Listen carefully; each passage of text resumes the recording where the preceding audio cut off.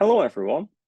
In this video, we're going to dive into the Hubble Enterprise feature Timescape that sits alongside some of our other enterprise features such as role-based access control and also cool tools like our policy editor. First, let's dive into the architectural overview of how we bring this together and make it possible.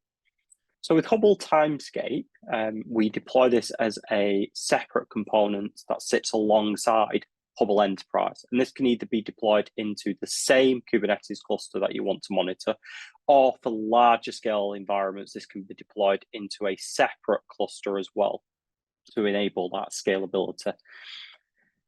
We first start by setting up the Hubble Enterprise exporter inside of Hubble Enterprise, and I'll get to show you the config later on in this recording as well. We're going to export that data into some type of storage, whether that be S3 compliant storage, things like Google storage, or even Azure Blob storage. And then for Timescape itself, we deploy a number of components. So the first point is an ingester. So we read that data from that object storage, and we push and keep that in a ClickHouse database. There's a couple of options for deploying ClickHouse databases, which our enterprise documents take you into. You've got a really easy out-of-the-box setup that we manage for you as part of that Timescape installation, which is probably the best and the easiest. You can also use things like the SaaS-based service from ClickHouse as well, which is also another good hands-off approach. Alternatively, you can also deploy ClickHouse in a number of other configurations and provide those configurations yourself to use an existing database that you've got available. We've got, of course, the Timescape server itself, which is what interfaces with Hubble UI Enterprise and the CLI as well.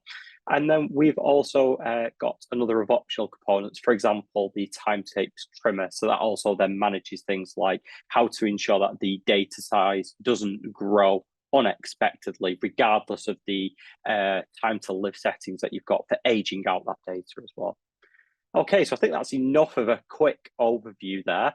Let's just dive straight into the feature itself. So I'm going to go into my Hubble UI Enterprise. I'm already looking at one of my demo apps already, which is my 10 jobs namespace. And we've got a number of items deployed here. And we can already see flows being brought into the system. Now, with Hubble Timescape, we're addressing that problem, which is in the Hubble relay, there's a ring buffer. So there's only a maximum amount of data that you can keep in there. So although it's really great for seeing live information, what's going on in your environment, if you need to go back and troubleshoot things, that data's probably left the ring buffer. Timescape fixes that by storing that historical data ready for you to troubleshoot going in the future.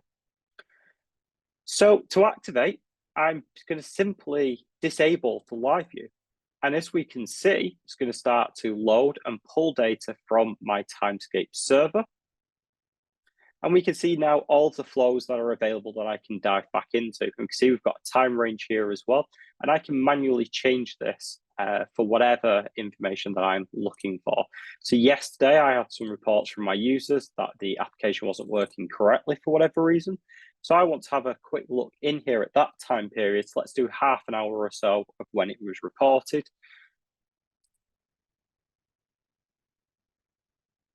And now we've dived into that time and it shows me all of those available flows. And if there's any changes to that service map during that time, it will rebuild that service map as well.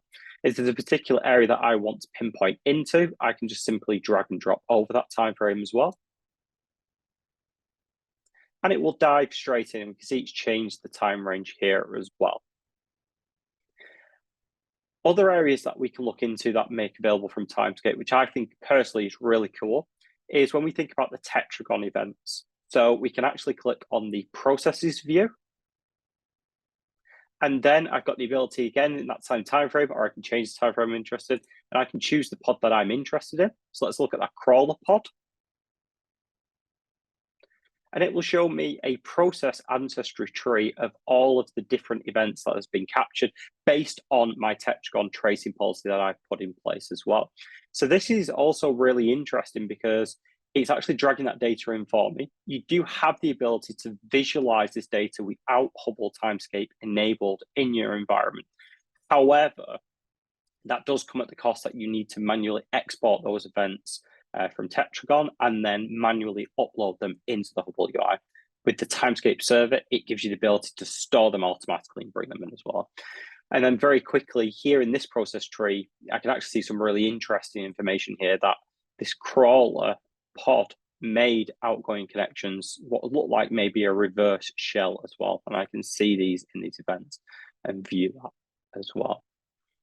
One of the other features that I like about Timescape as well is what happens when you've deleted namespace or deleted part of your applications. That's no longer running. You can't see it in live view as well. Can you actually still get access to that data? Well, of course, the answer is yes. We store that in the ClickHouse database as well. So if I just click here and scroll to the bottom, we can see this hotel demo namespace that I deployed yesterday.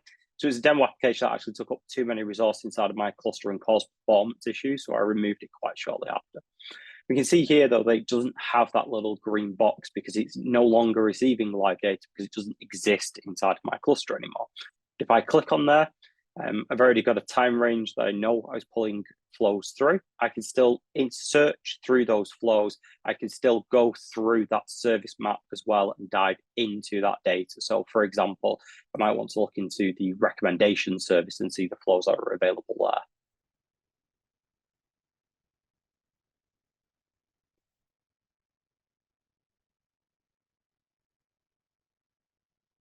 And as we can see, we'll pull through all of that data. And even for that recommendation service, I can even see all of the labels that are available there.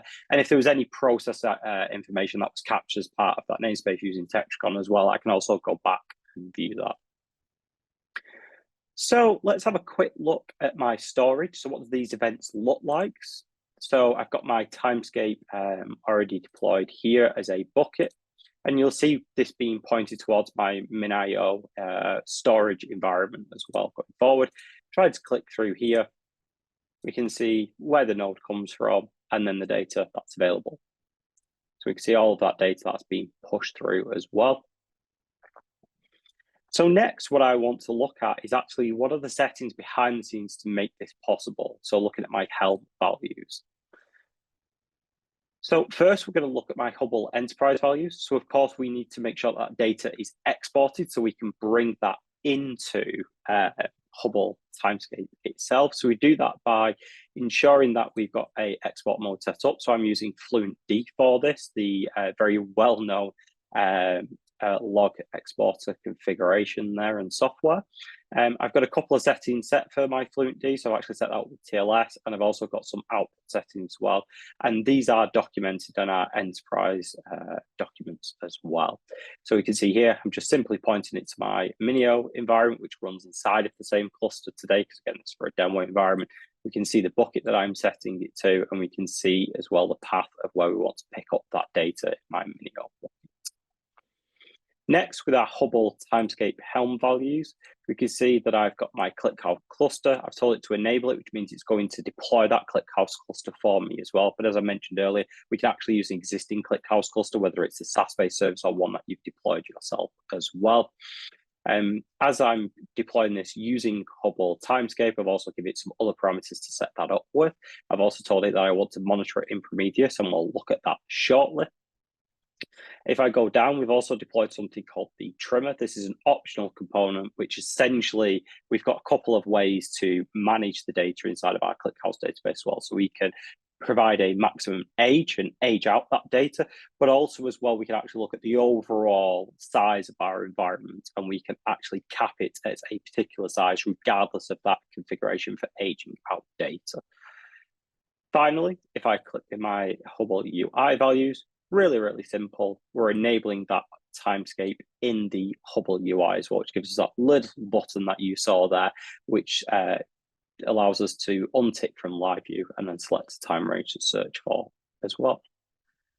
Okay, so moving on, how do we actually monitor this? So we've spent some time building available metrics to be pushed into Prometheus and visualized through Grafana as well.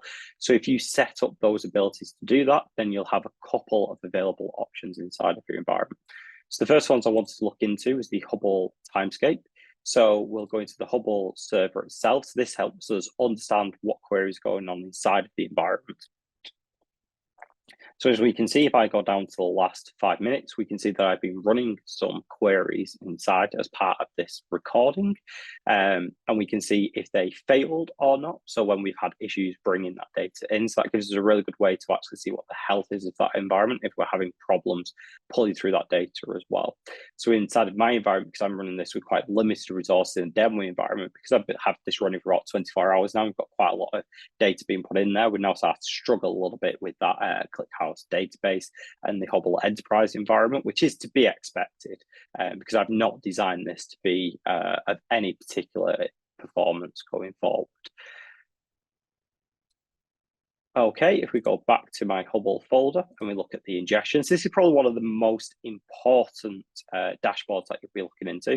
So we can see whether or not ingestion has been running, and because I've restarted my ingester as well, or switched up a little bit of extra data, we can actually see the different pods that were running and when we were actually, the service was active to ingest. We can see what the newest timestamp is that is available inside our Hubble UI when we search as well. So obviously, if this is starting to lag behind by an hour or two, we know that potentially there's an issue with ingestion as well. And then, of course, we've got the various metrics to kind of figure out what the health is and the speed of that object ingestion is going on as well. So actually, if we go back and we look at the last 6 hours of time, we can actually see as well, if I start to hover over here, we've got a couple where it keeps changing from yes to no.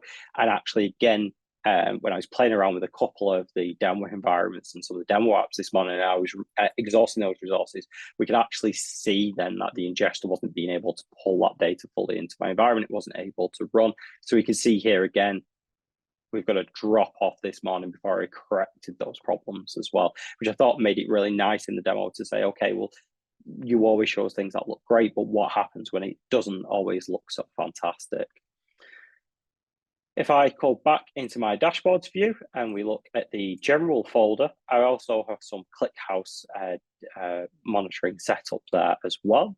So actually we can bring in details about the health of the ClickHouse environment as well. And we can even look at like what happens when those queries are run as well. So that's probably what you're going to be expecting from a more database point of view, to see if the performance there is up to speed.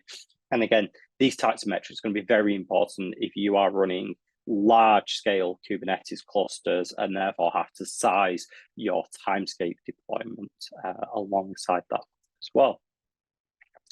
So that kind of brings today's demo to an end. What I wanted to call out for any of you that wants to get hands-on with the Hubble Timescape feature, you can actually do that with our Isovalent hands-on labs. So if you go to our Isovalent website, you click on the hands-on labs view here. You can also hover over the labs tab. You can actually view all of our predefined learning paths that we put available as well to help kind of steer you in those different areas or job roles and functions that you may be working in.